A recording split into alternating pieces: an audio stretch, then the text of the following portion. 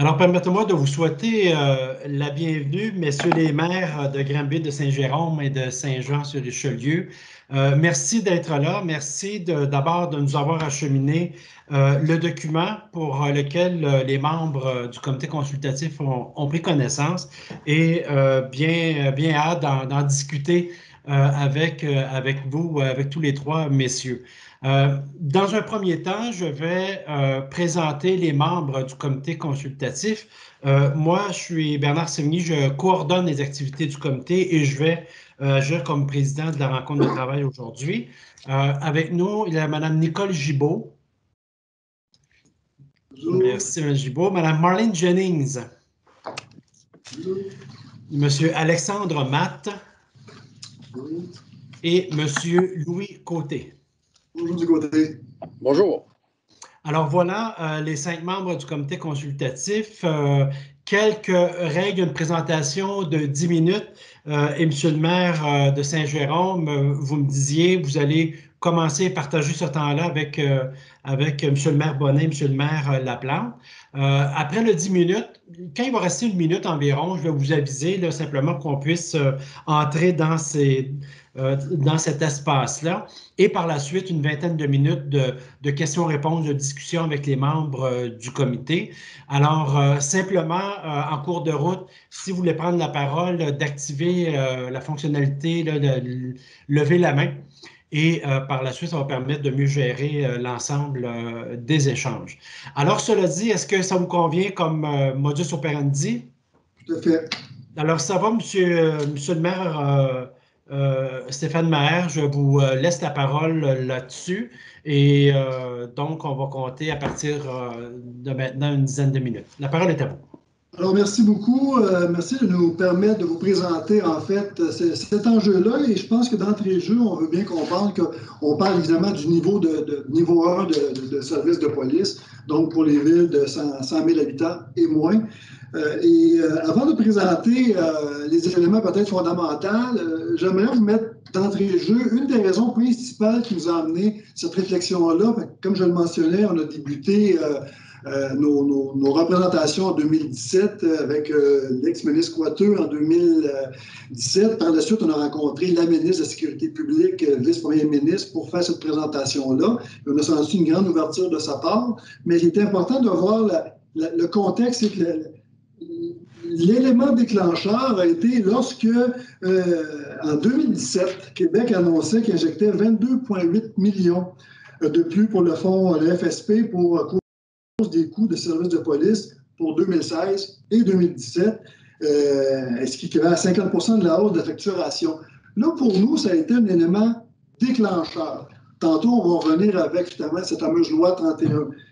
Par la suite, et là, c'est peut-être là qu'on a commencé à mettre un peu plus de réflexion et qu'on a décidé d'avoir une étude approfondie de ces enjeux-là, c'est qu'à partir du 27 novembre 2019, le ministère annonce une aide financière supplémentaire de 75 millions pour les 1039 municipalités qui sont desservies par la Sûreté du Québec. Alors, vous voyez déjà là, il y a quelque chose qui se met en place qui vient, dans le fond, augmenter le déséquilibre fiscal dans lequel la ville de Saint-Jérôme, de Granby et de Saint-Jean fait face. Alors, à partir de ce moment-là, on s'est doté d'études, d'analyses qu'on a déposées, qui, dans le fond, venaient un peu appuyer ce que nous, on avait fait comme calcul. Alors, et si on fait un résumé bref de tout ça, c'est que depuis ce temps-là, les villes qui sont servies par la Sûreté du Québec, dans le fond, se retrouvent avec ce mode de financement-là, qui est tout à fait raisonnable. Et là, je veux bien régler les choses. Nos demandes, ce n'est pas d'enlever des avantages que certaines villes ont versus les nôtres. Ça, c'est bien important qu'on comprenne ça. 2, c'est qu'on se retrouve présentement pour les niveaux de police 1, la situation actuelle où il y a seulement 3 villes qui assument à 100% les frais de sécurité publique, c'est-à-dire la ville de Saint-Jérôme, la ville de Saint-Jean et la ville de Granby. Avant d'aller directement au projet de loi, qu'on le comprenne bien, prenons un chiffre tout simple, je pense que c'est important, et là je répète, on ne veut pas enlever à des villes ce qu'ils ont versus ce que nous en avons. La ville de Drummondville et la ville de Saint-Jérôme sont présentement reconnues au Québec comme 2 villes qui qui sont extrêmement comparables. Les chiffres que je vais vous présenter, ils s'appliquent directement à Saint-Jean et à Granby. Donc, au moment où on se parle, la ville de Saint-Jérôme, le coût par habitant est de l'ordre de 270 $ par habitant. C'est ça le coût de police. Pour une même ville comparable, la ville de Drummondville, on parle de 126 $. Ce qui veut dire qu'au moment où on se parle, si on fait un chiffron, la ville de Saint-Jérôme a un budget de sécurité publique de l'ordre de près de 25 millions versus Drummondville qui est à 12. Vous connaissez très bien le monde municipal. Cet écart-là de 13 millions sur un règlement d'emprunt de 20 ans, c'est comme si la ville de Saint-Jérôme devait rembourser un règlement d'emprunt de 260 millions. C'est quelque chose d'épouvantable, évidemment. C'est une équité très forte. Le même comparable s'applique pour mon confrère de Saint-Jean et pour mon confrère de Granby. Comment se fait-il qu'on se retrouve dans cette position-là? Et là, je tiens à préciser que nos demandes de compensation, ça équivaut pour nos trois villes autour de 25 millions. Et là, je vais mettre ça bien clair. Nous, là, on ne veut pas passer à la Sûreté du Québec. De toute façon, ça serait une très mauvaise décision. Ça coûterait l'équivalent de 35 millions de dollars par année au ministère versus un financement équitable qui est plus de l'ordre de 25 millions par année pour nos trois villes. Donc ça, je vais mettre ça bien clair. En aucun temps, nos trois villes, nous désirons même débattre avec notre population de Sûreté du Québec ou police municipale. Nous désirons garder nos corps policiers. Ça, c'est très important. Je vais revenir peut-être au fondement parce qu'il me reste à peine 4 minutes 50 ou à peu près. En 2012, en fait, on pourrait commencer en 2009, et vous connaissez probablement mieux que moi tous les enjeux, débutait cette grande réflexion où la plupart des villes allaient vers la Sûreté du Québec. Arrive le fameux projet de loi en 2012 où là, les villes entre 50 000 et 100 000 doivent se doter d'un corps municipal, assumer à 100 % évidemment les frais d'opération. Et là arrive un coup de théâtre. Le ministre Dutil, et là je vais prendre mes notes pour faire d'erreur, le ministre Dutil décide là, qu'il a trouvé peut-être un compromis correct, et je cite, c'est-à-dire pour les municipalités entre 50 000 et 100 000, on ne les forcerait pas à revenir à la sûreté municipale puisqu'elles veulent rester avec la Sûreté du Québec.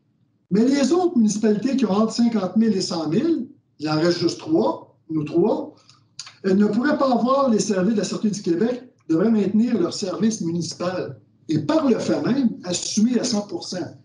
Durant ce mémoire-là, le service, la Fédération des policiers municipaux du Québec reconnaissait déjà l'iniquité seulement pour Saint-Jérôme, elle était de l'ordre de 8,6 millions. Donc, depuis 2011, il y a cette iniquité-là. Elle se poursuit. Et le fait qu'on est rendu à cette position-là, nous sommes trappés. Nous ne pouvons pas offrir nos services à la Sûreté du Québec. On ne peut pas faire aucune alliance, donc on est condamné à payer nos frais entièrement à 100 %. Là où le bas blesse en plus, c'est que le taux de croissance annuel des dépenses en sécurité publique, partout au Québec, mais notamment dans nos villes, est de l'ordre de 9 %. Donc, il est récurrent à chaque année, on s'en va vers une croissance qui veut dire qu'en 2025, la ville de Saint-Jérôme va avoir un budget d'opération de 31,6 millions. Donc, nous, ce qu'on a dit présentement, suite à plusieurs représentations, et on a senti une ouverture réelle de la part de la ministre de la Sécurité publique. Nous, on se dit, c'est devenu insoutenable pour nous, et avant qu'on débute justement pendant cette période de questions-là, on se dit, on a besoin de règlement. Parce que, évidemment, on l'a présenté à l'ancienne administration, le ministre Coiteux, on a le droit à la réponse classique, on est près des élections, il n'y a pas de budget, etc., etc. Et là, on pense que c'est vraiment le moment de passer à l'action. Et je veux simplement, en terminant, je ne comprends pas qu'une loi québécoise fait en sorte que 3 villes qui se retrouvent isolées avec une équité d'une telle ampleur. Alors voilà, je vous passe la parole, M. Céline. Bien, merci beaucoup, M. Maher. Je pense que c'est clair. Et avec ça, copie également de l'étude de Raymond Chabot de Grant Thornton qui avait été commandée par l'UMQ et qui étale, enfin, il y a un modèle pour expliquer là, les différences financières. Est-ce que je permettrais peut-être, il reste 2 minutes, est-ce que M. Bonnet et M. Laplante, vous voulez ajouter quelque chose à la suite de la présentation de votre collègue? Allez-y, messieurs. M. Bonnet, voulez-vous intervenir brièvement? Il reste 2 minutes. Oui, excusez-moi, ça coupe beaucoup. J'ai beaucoup de difficultés à comprendre. Est-ce qu'on est à la période de questions, M. Simon? Il reste 2 minutes, M. Bonnet, dans notre présentation. Si vous voulez ajouter, c'est le temps. Oui, dans le fond, en 2009, au premier moment du premier vote, moi, j'étais déjà un élu, j'étais déjà conseiller municipal responsable des ressources humaines à cette époque-là. Il faut comprendre aussi que les élus des municipalités ne savaient pas que cette porte-là se refermerait en arrière d'eux lors de cette décision-là. Fait que quand on a pris nos votes en tant qu'élus dans chacune des municipalités, nous, on ne savait pas que cette porte-là se refermerait, que c'était une fois qu'elle se rouvrait une fois, puis après ça, on ne pouvait plus revenir en arrière. La deuxième des choses, personne n'avait prédit l'explosion des coûts des corps policiers à travers les années comme on l'a connu. Fait des décisions pour le comité qui sont un petit peu plus dures pour les élus parce qu'on n'a pas les bons éléments avec nous pour prendre des décisions. Évidemment, il y a eu plusieurs accros récemment à travers tout ça, c'est-à-dire que l'injure a dépassé l'insulte quand le gouvernement nous dit, bon, ben, on ne peut pas rien faire. M. Coiteux nous dit les élections, effectivement, s'en viennent. Mme Guilbeault nous dit, bon, ben, on va prendre ça, on va regarder ça. Mais il faut comprendre que nous, avec les 2 autres villes, on est dans la ligne d'attente pour régler cette situation-là depuis très, très, très longtemps. Et on voit les 1039 autres municipalités finalement venir nous dépasser alors que nous, on attendait en ligne depuis très, très, très longtemps que l'ouverture du magasin, là. Fait que c'est un petit peu fâchant de voir la façon dont ça s'est déroulé. Puis l'iniquité, vous savez, les élus municipaux, beaucoup de gens viennent en politique justement pour les iniquités, faire en sorte que la société soit juste. Et là, actuellement, les 3 villes, les citoyens de ces 3 villes-là vivent une grande iniquité puisque ces sommes d'argent-là qui sont mis supplémentaires sont mis d'une façon inéquitable par rapport aux richesses. C'est-à-dire que les plus riches et surtout les plus pauvres le cotisent de la même façon que les plus riches. Et là, ça crée des problèmes. Merci, M. Bonnet. M. le maire Laplante, un petit mot avant de commencer les échanges? Rapidement, mes 2 collègues ont bien résumé la situation. Effectivement, cette iniquité-là, elle est flagrante. Puis tous, on a réalisé l'accroissement important des coûts policiers pour plein de bonnes raisons. Et lorsqu'on voit l'ensemble des municipalités qui, justement, déplorent auprès du gouvernement du Québec d'augmenter son aide, lorsque, en réalité, eux ne payaient que 50 de la facture. Donc, les autres municipalités paient 50 de la facture et trouvent que l'augmentation est trop importante. Donc, placez-nous dans notre situation qui payons 100 de la facture. Donc, et on parle effectivement des sommes relativement importantes, là, plusieurs millions de dollars, et ça depuis de nombreuses années, là. Bon, bien, la table est mise, je pense. Messieurs, merci beaucoup. On va débuter la période d'échange. On va commencer avec M. Louis Côté. C'est à vous, M. Côté. Ma question est à M. Bonnet. Vous avez parlé tantôt qu'en 2012, il y avait une porte qui était ouverte, une porte qui était fermée. Je veux juste m'assurer qu'on parle de la même porte et vous faites référence à quoi? C'est-à-dire qu'au moment où est-ce que ce sujet-là est amené à la table du conseil municipal, ce n'est pas une question de... on nous dit pas qu'on n'aura pas de retour en arrière. On nous dit on a un choix à faire entre les 2 corps policiers, mais on ne nous dit pas à ce moment-là, si vous choisissez, exemple, de rester avec votre sûreté municipale, vous ne pourrez pas revenir en arrière. Ça, c'est jamais mentionné. Donc, c'est une prise de décision qui est faite un peu à l'aveugle avec des chiffres du moment, sans savoir non seulement qu'on ne peut pas revenir en arrière, mais sans savoir la croissance dans le temps. Et là, quand on regardait ce sujet-là, 4 ans plus tard, qu'on a élu, moi, en 2013, bien, les chiffres avaient totalement changé, mais on ne pouvait plus revenir en arrière. OK. Peut-être, M. Côté, un complément, si vous me permettez, c'est que oui, allez-y. Saint-Jérôme n'a jamais eu cette opportunité-là. lorsque le ministre Dutil, à l'époque, il y a eu même avant ça, on n'a pas le choix. Ce n'est pas un choix qu'on a. Nous ne pouvons pas même revenir avec la Sûreté du Québec. Ce n'est pas une option. Là. La porte, il n'y a même pas de porte. Là. Ça va, M. Côté? Pour le moment, oui. C'est bon. M. Matt, c'est à vous. Oui, écoutez, j'ai besoin que vous m'éclairiez. Il y a 4 autres villes qui sont de niveau 1, mais qui ont moins de 50 000 de population, mais qui paient également l'ensemble de leurs services de police. Vous en faites une différence, pourquoi? En fait, nous, ce qu'on fait, c'est que la différence qu'on fait, c'est que présentement, nos 3 villes sont isolées et on règle le problème de nos 3 villes. On n'a pas emmené ce débat-là avec les autres villes qui avaient l'option de pouvoir aller avec la Sûreté du Québec. Nous, on n'a pas cette option-là. En fait, on n'a aucune option à part payer 100% de la facture. On est coincé. C'est ça. La loi ne nous le permet pas. OK. La seule différence, c'est la permission d'aller à la sûreté ou pas. Oui, en fait, on ne peut même pas offrir des services comme nous. Je vais prendre très brièvement la ville de Saint-Jérôme, notre MRC, 4 villes autour de moi. Les 4 villes sont évidemment avec la Sûreté du Québec. Je ne peux même pas avoir d'entente avec eux. Évidemment, ils ne voudraient pas parce que ça coûte bien trop cher. Ça leur coûte la moitié du prix que nous. On ne pourrait pas faire d'entente de toute façon. Tout à fait. Merci. Ça fait plaisir. Merci, M. Matt. Écoutez, moi, je vais vous en poser une frontale, si vous voulez. Pas du temps, M. Tibini. Écoutez, vous dites, la SQ, nous, ça ne nous intéresse pas. De toute façon, la porte est fermée. Mais si la porte s'ouvrait, est-ce que ça pourrait être une option? Sinon, pourquoi? Simplement. Si vous me permettez, je vais répondre à mon nom personnel et je vais laisser par la suite mes 2 confrères s'exprimer. La seule, et là, je mets un drapeau, là, il faudrait que ça nous soit imposé. En aucun temps, on va avoir le fardeau de ce débat interminable entre les Bleus, puis les Verts, le référendum, les chicanes, on va s'arracher une chemise. La seule porte ouverte pour ça, ce serait une loi qui dit on vous l'impose, c'est comme ça. Là, je vais peut-être passer la parole à M. Laplante et M. Bonnet par la suite, parce que je parle en mon nom personnel. Là, je ne parle pas au nom des 3 villes. Oui, mais si je veux avoir le point de vue de chacun. M. Laplante.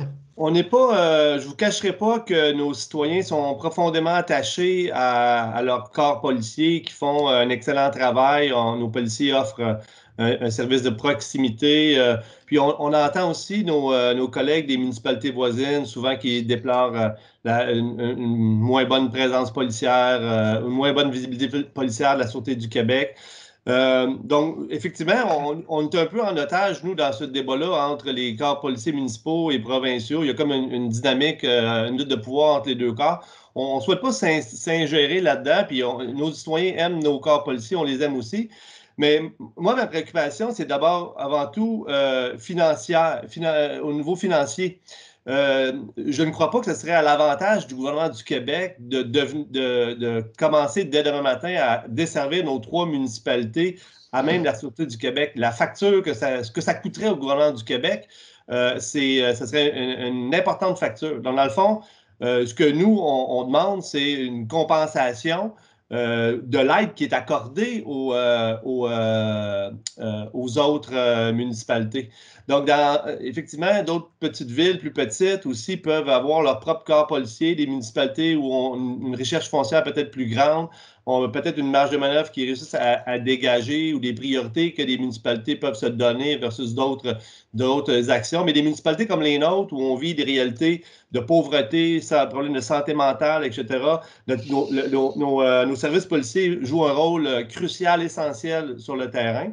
Puis de tout pelleter ça dans le cours de la Sûreté du Québec, je ne suis pas sûr que nos citoyens gagneraient puis que le gouvernement gagnerait. Dans le fond, ce qu'on demande, nous, c'est seulement d'être traités équitablement avec les autres municipalités. Merci. Monsieur Bonnet. Je vais être très, très bref parce que mes 2 collègues ont pas mal répondu. La première chose à savoir, c'est qu'actuellement, la Ville de Granby possède une convention collective qui est pour les 7 prochaines années. Donc, il y a une paix sociale entre le conseil et ses policiers, mais également, juste dire, au niveau de la COVID, les policiers de proximité ont été un grand plus. Je ne verrais pas pourquoi on se priverait de ce plus-là. Et Bernard, pour te retourner la question frontale, est-ce que ce n'est pas la meilleure question de toujours remettre ce débat-là politique et de ne pas régler la question? Parce que quand on dit « est-ce que vous voulez aller à la SQ », c'est la façon que les gouvernements ont trouvé de ne pas répondre à la question et de maintenir cette injustice-là depuis des années en disant « faites un choix », en disant ben, on va vous envoyer dans le ravin. Ce n'est pas ça qu'on demande depuis le début. Il faut bien comprendre la question, mais ça a été une bonne tactique politique. Écoutez, moi, je ne fais plus de politique, vous le savez. Notre intention et notre devoir, c'est de poser toutes les questions et de voir toutes les options. Et là, on comprend que les réponses sont claires à cet égard. Gibault, je vous cède la parole. OK, petite parenthèse, on ne sort pas le politicien, on ne sort pas la juge, puis on ne sort pas la police. Fait que, essayez même pas. Noël arrive. Belle nouvelle. C'est quoi votre solution miracle? Donnez-moi de la lumière. J'ai compris à travers tout ça là, que pas donnez-moi, là, mais c'est-tu juste l'équité, mais comment? Puis que nous, on garde nos corps de police, proximité, ça, c'est clair, on l'entend partout à travers le Québec. On ne veut pas aller à la Sûreté du Québec, mais c'est quoi d'autres options? C'est quoi les autres affaires? C'est quoi qu'on peut penser? Parce que entre le non puis le oui, y a-tu le peut-être que? Y a-tu quelque chose? Mais peut-être que je peux répondre. C'est pas une question qu'on ne veut pas aller avec la Sûreté du Québec, mais on pense que ce ne serait pas à l'avantage ni de nos citoyens, ni à l'avantage du gouvernement du Québec d'aller dans cette voie-là. Dans le fond, ce qu'on souhaite, c'est de recevoir une aide financière à la même hauteur que la municipalité de niveau 1. Dans le fond, c'est ça la solution, c'est une compensation financière. C'est juste des sous. Ben, c'est pas juste, c'est bien, c'est beaucoup. Mais ce que je veux dire, c'est qu'il n'y a pas de fusion avec d'autres mondes, de ci, de ça, on ne regarde pas là. Ben, c'est impossible, j'allais dire, Madame la juge des formations, mais c'est impossible. On est pris dans la loi où est-ce qu'on peut pas rejoindre la SQ puis on ne peut pas fusionner des corps. Mais si c'est changé. Évidemment, oui. On ne pense pas dans le présent. On parle qu'est-ce qu'on peut-être que. Je vais vous expliquer, puis ça tombe bien, là, je vais rentrer aussi dans ma première question en répondant à votre question, pourquoi on demande des sous, puis pourquoi, qu'est-ce qu'on veut faire. Madame Guilbeault nous a demandé des études, nous a demandé de faire un travail sur qu'est-ce qu'était la différence entre les SQ, les corps de proximité. Et je ne veux pas revenir malheureusement sur un événement qui est arrivé récemment à Québec par rapport à quelqu'un qui a pris un sabre et qui a décapité des gens. Et suite à cet événement-là, Madame, la province de Québec a lancé 100 millions d'aides, quasiment la même journée, comme par hasard, pour aider en santé mentale.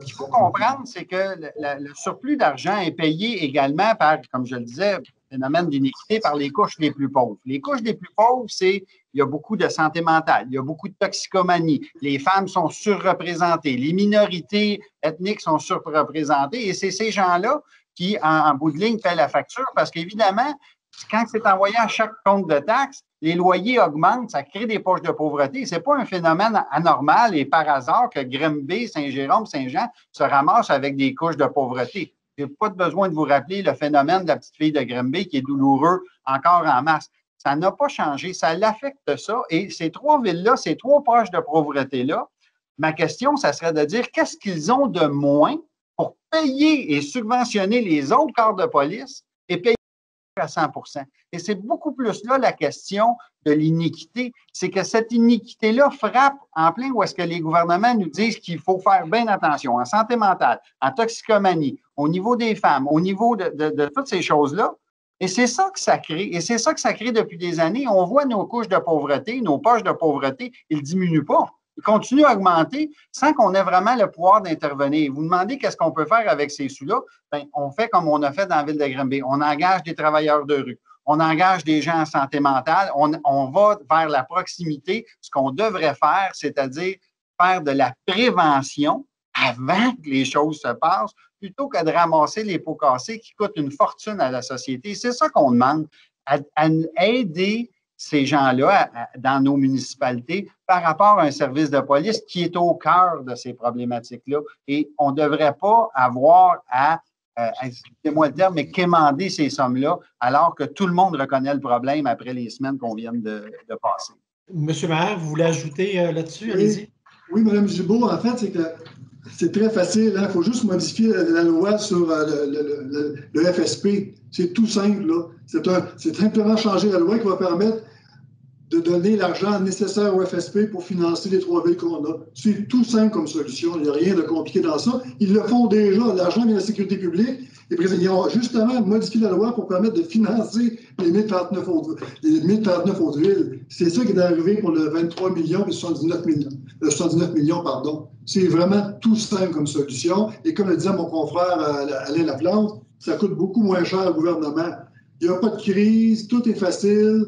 Puis là, on répond aux besoins de tout le monde. C'est vraiment très simple. C'est pas un gros débat au gouvernement. Merci. Monsieur Côté, vous avez la parole. On a vu le même rapport que vous de Raymond Chabot, puis on a vu les chiffres, les économies. Dans le fond, ce que vous demandez comme montant, c'est à peu près les économies que le rapport de Raymond Chabot mentionnait. Oui. Puis de garder la porte fermée pour toute éventuelle réflexion d'adhésion à la Sûreté du Québec. C'est ça? C'est dans ça. Okay. Parce que vous ne voulez pas de débat, vous ne voulez pas de chicane. Non, au contraire, non, c'est pas ça. C'est que présentement au Québec, il y a 2 corps policiers qui sont régis par des lois. C'est ça au Québec. C'est particulier, là. On ne voit pas ça dans toutes les provinces, mais ceci étant dit, c'est ça. On ne peut pas se substituer. Vous savez, nous, les villes, là, on vote des règlements. Le gouvernement vote des lois. C'est pas à nous à débattre d'une loi avec nos citoyens. Nous, on débat d'un règlement. Quand on arrive au niveau des lois, c'est provincial. Et comme je vous disais, le cas échéant, le ministre a tous les droits et le premier ministre a tous les droits. Si jamais on nous imposait ça, ça doit être imposé. Dans aucun cas, on va débattre de ça. Je le répète, on vote des règlements, pas des lois d'un ville. OK, ça me va. Ça vous va. Madame Jennings.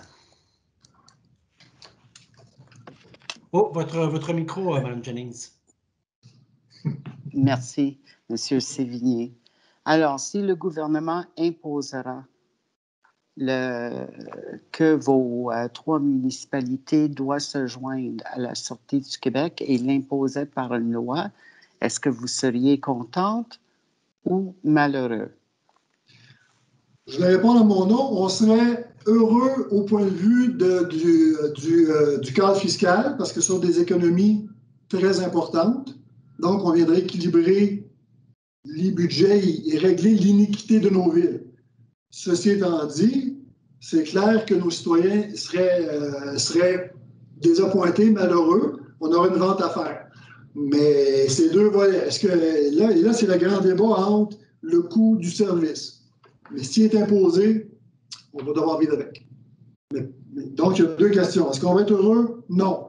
Est-ce qu'on va régler le problème d'iniquité? Oui. Et vous allez peut-être avoir une sourire au visage. Sûrement. La même réponse. D'un point de vue financier, effectivement, on serait heureux, mais d'un point de vue qualité de service, non. Puis je ne pense pas que nos citoyens seraient heureux.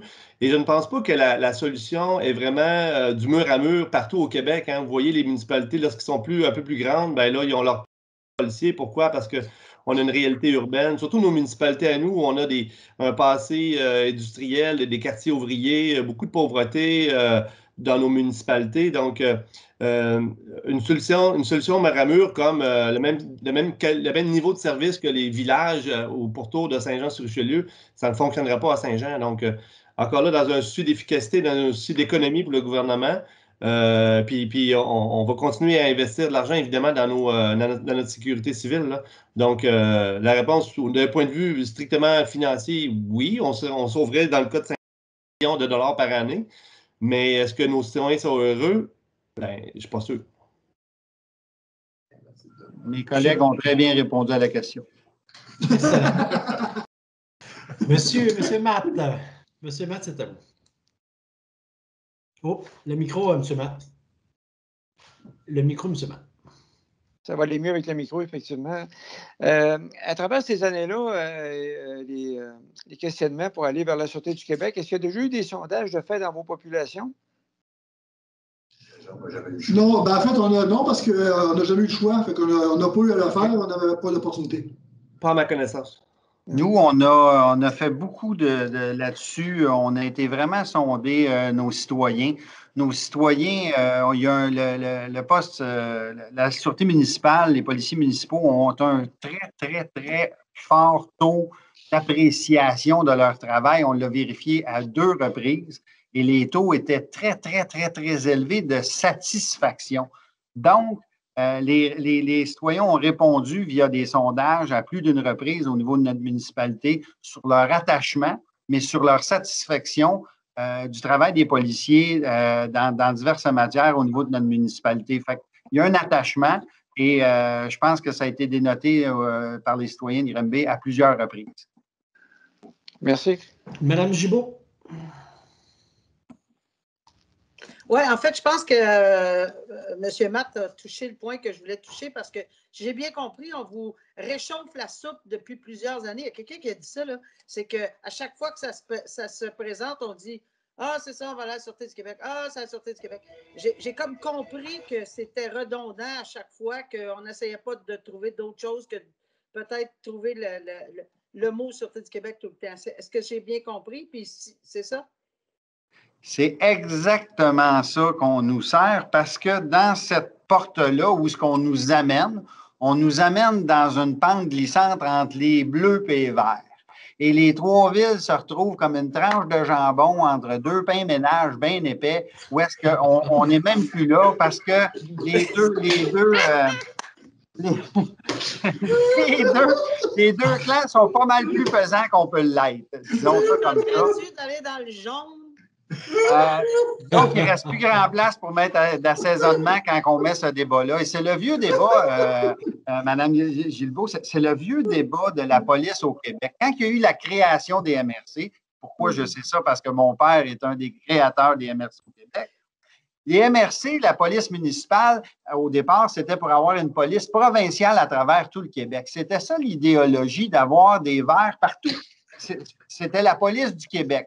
Là, il y a eu les MRC qui se sont créés, puis bon, il y a eu les Bleus qui se sont créés, les sûretés municipales un peu partout. Et à un moment donné, on se retrouve toujours pris entre ces 2 clans-là, alors que nous, on ne veut pas, mettez-vous à notre place. Est-ce que vous voulez être entre les syndicats des 2? La réponse est non. Mais ça ne répond pas à la question fondamentale qu'on pose depuis maintenant près de 12 ans. Est-ce qu'on peut avoir un financement comme les autres? Alors qu'on a fait un travail chez nous qui dit que 80 du travail des Bleus, c'est le travail des Verts. Il reste 20 qu'on fait de plus, si vous voulez, en extra vers les écoles, ces choses-là, tout ça. Fait qu'ils font pratiquement le même travail. Le 80 c'est le même travail, mais on ne veut pas répondre à la question et c'est facile. On l'envoie le problème dans les gros syndicats, puis on est pris toujours avec la même problématique sans la solutionner. C'est bon. Monsieur Côté. Vous savez, M. Boutin, des sandwichs, il y en a des très bons en passant. Attention, on a le goût de la manger. Ce que je veux vous dire là-dessus, c'est que la question que je me pose en vous écoutant, c'est sûr que si vous êtes annexé à la Sûreté du Québec demain matin, le gouvernement, ça va coûter plus cher. Et malgré ça, les autres aussi veulent le savoir. Tout le monde connaît les mêmes chiffres. Mais malgré ça, ils vous disent, on vous fait l'offre. C'est ça que vous nous dites présentement. Oui.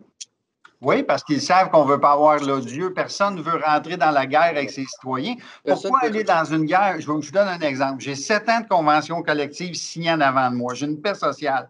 Pourquoi j'irais demander à mes citoyens, est-ce que vous voulez aller à l'ASQ puis déclencher une guerre entre ceux qui pensent qu'on devrait être à l'ASQ? Vous savez que les syndicats vont s'en mêler, alors que tout le monde est heureux présentement. Ce qu'on nous envoie, c'est justement vis-à-vis de notre population pour déclencher une discorde, puis ils savent très bien qu'il n'y a pas de mairie qui veut déclencher par exprès, volontairement, une discorde, surtout dans une condition que 7 ans de paix sociale en avant de nous. Il n'y aurait aucune logique de ma part d'aller vers là.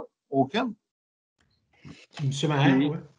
Si vous me permettez, pour compléter les propos de mon confrère, M. Bonnet, depuis 2017, de toute façon, nos villes, on n'a jamais eu l'ombre d'une proposition. Hein.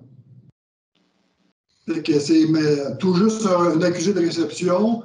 La première fois qu'on a un accueil favorable, c'est la ministre Guilbeault, mais on est encore dans ça. Donc, on est en attente de propositions, ceci étant dit.